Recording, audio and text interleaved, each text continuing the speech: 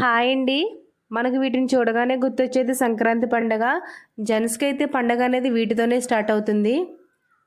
మా ఊరిలో అయితే ఈ సంక్రాంతి పండుగ చాలా బాగా చేస్తారు.